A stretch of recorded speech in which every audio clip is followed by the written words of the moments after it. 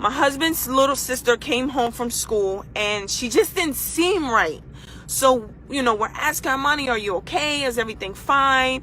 You having a bad day? She was bothered by her day. And long story short, she told us that she had a problem with boys. She didn't like boys. She didn't want anything to do with them. And so when I asked her why, she said because of my dad. So we said, okay, why because of your dad? What happened? And she just blurted out to us that for the past, I don't even want to speak it, however many years, he has been taking her after church on Sundays during his weekend visitation. He's been taking this baby into the bathroom in the church, raping her. In the backyard of the church, raping her. Inside of the choir room, raping her. And we had no idea that this was happening. So we found out on Wednesday night that this man has been molesting his daughter, which is my husband's baby sister, who is now 14. He had been molesting her since she was 8. Right after her mother passed away, this is what the man was doing to his own daughter. So I decided, because this was taking place in a church where the bishop of that church was not only a rapist, also, he had also molested his own daughter. He had been raping his daughter. So we know that there are other victims. We know that there are other people, other women, other little girls, other children that were subjected to both of these men. Matthew has been arrested. Her father has been arrested. He's been charged. We actually have him on a recording admitting to everything. We need to bring that bishop down, because church should be a place of worship. Church should be a place of prayer and healing and restoration. Church is not being used for what it's supposed to be used for. Church has now become a place of fashion. Church has become a place of dating, where people are coming and are preying on different people. It is not being used for what it was intended to be used for, and I am sick of it. And I know that I'll probably receive backlash because it's the church. I don't care. I am sick of it. I am sick of the church being used for what it's not meant to be used for.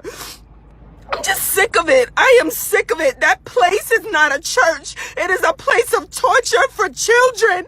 And for years this has been going on, and it needs to be shut down. So I am coming to the state. I am coming to New York City. I am coming to the councilmen. I am coming to the senators of this district. I am coming to you, and I am asking on behalf of this baby and this family that you close this church down, because it is not being used as a place of worship. It is not being used for what it was meant to be used for. It is being used as a place to lure children to be molested and to be raped.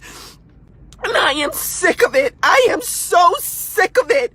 I am so angry, and I just cannot believe that this is the type of things that are happening in the house of God. I cannot believe it. I am so enraged. I am so disgusted.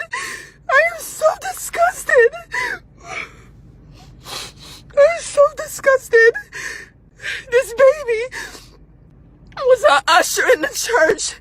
She came to usher and was being raped in the church by her own father, Matthew Gibson. And the pastor, the bishop, his name is Ben T. Gibson. The church is Progressive Baptist Church, 293 Howard Avenue, Brooklyn, New York. The bishop was raping his daughter. He's been raping women in the church. He's been raping little girls in the church. There was a child that had a baby, and they thought that the baby was the bishop's, because this man has used his calling to lure little girls and young girls to have sex with him. And now the son of this bishop was raping his own daughter, which is my husband's baby sister. And we've been raising this baby, and she's been raped for years, and we had no idea. We had no idea because she didn't tell us. And I'm so devastated. So I pray that you guys talk to your children. Talk to your nieces, talk to your nephews, talk to your grandchildren, talk to your cousins. Because this type of stuff has been happening in the churches for years. And no one is speaking out about it.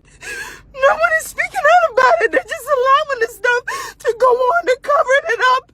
And they're just messing kids' lives up. The messing kids' lives up. Babies should not be subjected to sexual abuse from anyone, especially their own father or someone in the church. Kids should feel safe in the church. The church should be somewhere that the baby should feel safe to come and to grow up and know about the goodness of the Lord, not to be raped and not to become victims of sexual crimes. I will not sleep.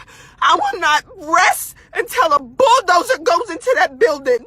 That place is not a church. You cannot defend a church building. Not the church as a whole. You cannot defend a church building. You cannot defend this. It is wrong. I need people to come forward. I need you to come forward. If you were a victim, if you know someone that was a victim of Ben T. Gibson, of Matthew Antonio Gibson, either one of these two men, it's not okay for the church to be used in such a way to tear a child apart like this. It doesn't make any sense to me. I'm so disgusted. I'm so disgusted. I'm so disgusted. This is not what church is about. This is not what church is for. The Bible says a bishop, in order to be a bishop, should be blameless. You're supposed to be blameless. You're supposed to be blameless, and he's not blameless as a bishop. He is a predator. He is a rapist. He is a child molester, and he needs to be brought to justice as well. I am so hurt. I am so hurt. I never in a million years imagined that this was going to